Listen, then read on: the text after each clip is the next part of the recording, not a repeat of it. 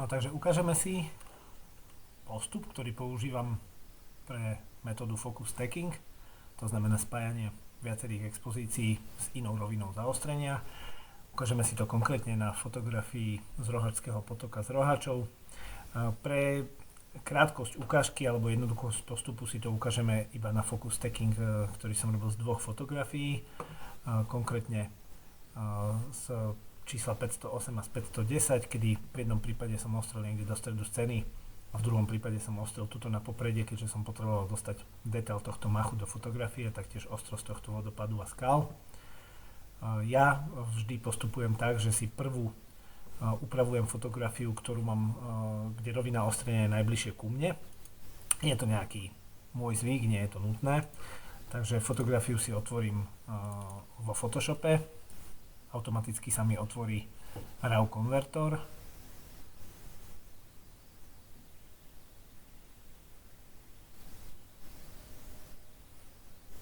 Predpokladám, že sa mi tu otvorí nejaká moja posledná úprava, keďže RAW konvertor si to pamätá. Áno. Takže ja to dám vypnúť a dám si natiahnuť pôvodné nastavenia. Takto.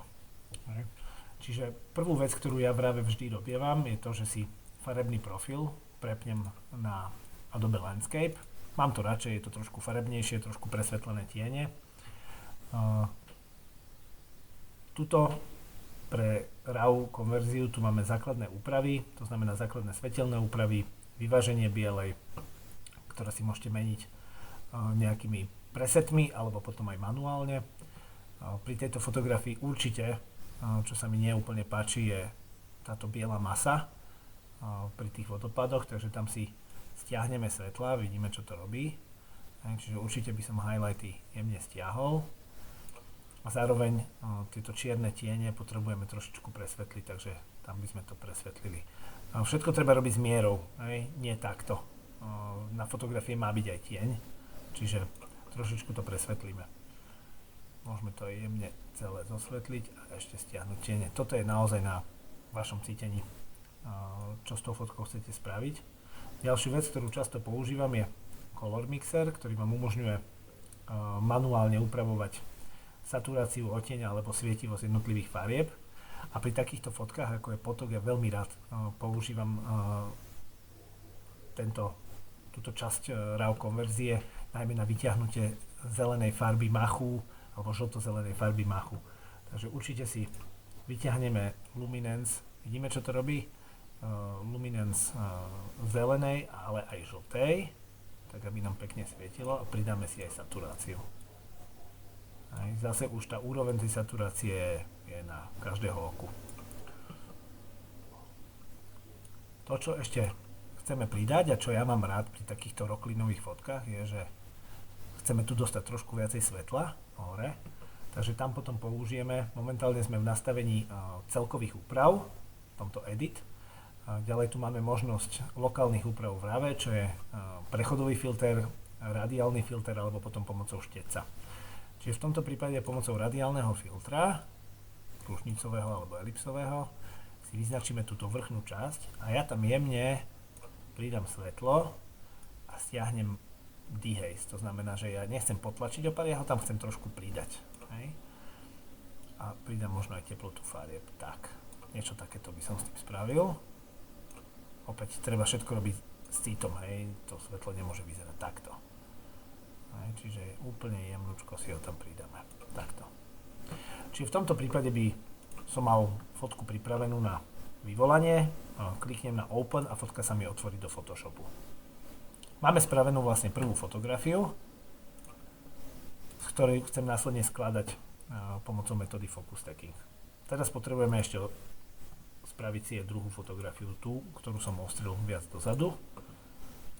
Takže opäť otvoríme vo Photoshope. To, čo ja vždy pri Focus Stackingu robievam, tu si opäť dotiahneme pôvodné nastavenia, je to, že je podstatné, aby tie fotky boli rovnaké, aby mali rovnakú tonalitu farebnú, svetlosť, saturáciu a tak ďalej, keďže ich chcete následne spájať.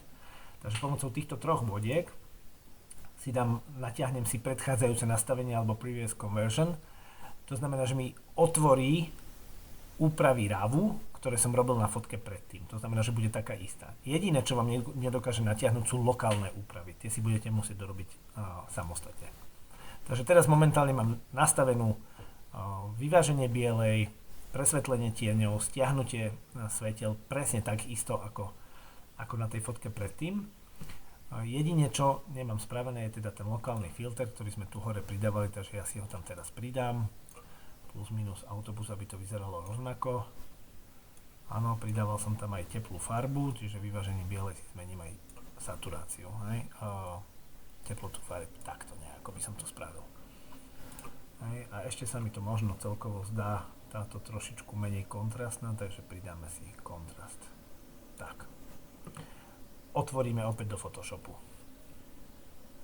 Momentálne máme otvorené obidve fotky teda, máme ich otvorené v samostatných oknách. To, čo potrebujem spraviť, aby som mohol začať realizovať metódu focus stacking, je, že si potrebujeme tieto obidve fotografie dostať do jedného okna a do vrstiev. To znamená, že ja opäť vždy mám rád, keď tuto máme okno vrstiev alebo panel vrstiev a mám rád, keď ako background, ako pozadie alebo spodná vrstva nám poslúži tá, ktorá je či pri exposure blendingu tá, ktorá je exponovaná na krajinu, alebo v tomto prípade tá, ktorá je ostrená na popredie.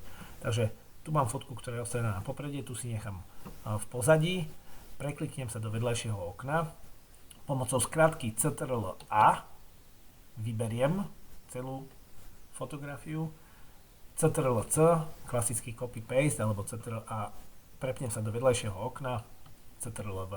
Ako vidíte, tu mi pribudla nová vrstva a to je vlastne tá, kde som ostril do pozadia.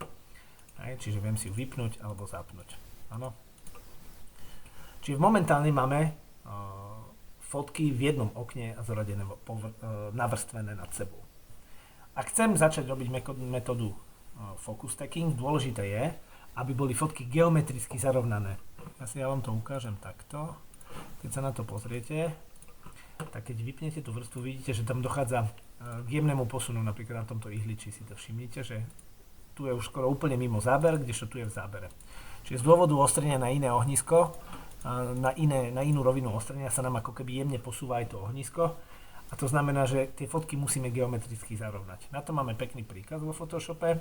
Prvé, čo musíme spraviť, je, že pomocou tlačítka Shift, to znamená stlačím Shift a kliknem v tomto prípade na background, tak aby som si vysvietil obidve tieto vrstvy. Áno, momentálne mám vybraté obidve. Idem do príkazového panelu Edit a tuto máme príkaz Auto Align Layers. Tí, čo to máte po česky, pravdepodobne tu bude nejaké automatické zarovnanie vrstiev, alebo po slovensky. Takže na to klikneme, tuto nič nemeníme a dáme OK. Hej. Tuto vidíte, že nám to posunulo, tu nám vznikol vlastne nejaký takýto okraj. Čiže tie fotky sa nám geometricky zarovnali. Momentálne ich máme geometricky zarovnané. Môžeme si spraviť orez toho okraju, to znamená dáme si pomer 2:3, tak ako mám originál. Ja mám rád, keď si vypneme uchytávanie Object Snap, pretože potom mi to skáče o veľké kusy. Tak toto orežeme. Tak, aby sme tam nemali ten rozmazaný okraj. Tak, momentálne máme navrstvené dve fotky cez seba, máme ich orezané a geometricky zarovnané. Momentálne chceme tie fotky už iba prelnúť tak, aby nám z každej tejto vrstvy zostala iba tá ostrá a správne zaostrená časť. Opäť pôjdeme cez príkazový panel Edit, Auto Blend Layers tentokrát, to znamená automatické prelnutie vrstiev, opäť nič nemením, klikneme na OK a Photoshop nám tieto fotky automaticky prelne, pričom pomocou algoritmu vyberie iba tie správne naexponované časti. Áno.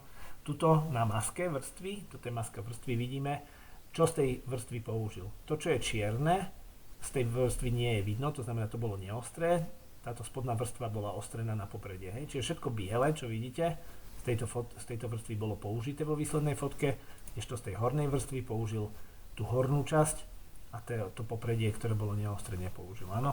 Čiže momentálne by sme mali mať fotografiu, ktorá bude ostrá vpredu, tento kmeň aj tu vzadu, áno. Čiže Photoshop mi to automaticky spojil. Ja momentálne, čo môžem spraviť, je, že pomocou skratky Ctrl-Shift-E alebo pomocou príkazového panelu Layers zlúčim si vrstvy všetky do jednej. Takto, áno. A už máme zlúčenú vrstvu do jednej. Hej, momentálne máme spravenú metódu Focus Stacking, máme fotku ostrú od popredia až po pozadie. Samozrejme nemusia to byť dve fotky som tu použil iba kvôli jednoduchosti príkladu. Ideálne by v tomto prípade boli asi 3, to znamená jedna ostrené tuto úplne na popredie, jedna tu a druhá niekde na pozadie. Ešte si ukážeme krátko, čo potom s fotkami robím. Ja veľmi rád používam sadu filtrov Nik Collection a konkrétne Color FX Pro.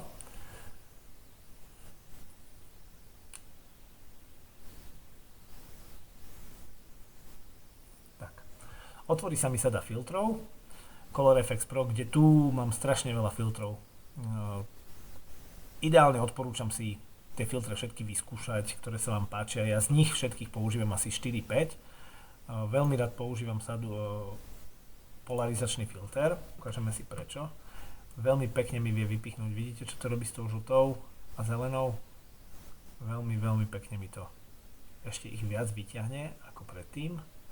Čiže ja ten polarizačný filter tu určite použijem. Tak. A následne použijeme aj Sunlight. Je to niečo podobné ako Orton efekt, ktorý slúži najmä na to, aby vám pridal taký glow, takú čarovnú náladu do tej fotky. Vyzerá potom trošku ako z Pána prsteňov. Čiže pridáme si jemne saturáciu. Tu si nastavíte teplotu farieb, to už zase je podľa vášho, hlavne tak, aby tá voda nebola veľmi žltá. V tomto prípade je žltá, takže si to skúsime nastaviť tak, aby sa nám javila minimálne biela. Čiže dajme tomu, že takto. Dáme OK a Nik Color FX Pro si vytvorí samostatnú vrstvu, do ktorej vám spraví tie úpravy. Chvíľu to trvá, samozrejme podľa rýchlosti počítača a procesora. Tak, a tu máme výsledok. Ešte, keďže som použil tie filtre a zase sa mi stalo to, že z tejto bielej vody sa mi stala masa, ja tie filtre by som tu nechcel aplikovať, takže jednoducho pomocou gumy, nástroja guma, nastavíte si veľkosť a ja si to z tejto vody dám preč. Vidíte, už to není až také biele. Pozriem sa, či ešte niekde inde mám tú vodu takú bielu, ale inde je to OK. Inde je to úplne OK.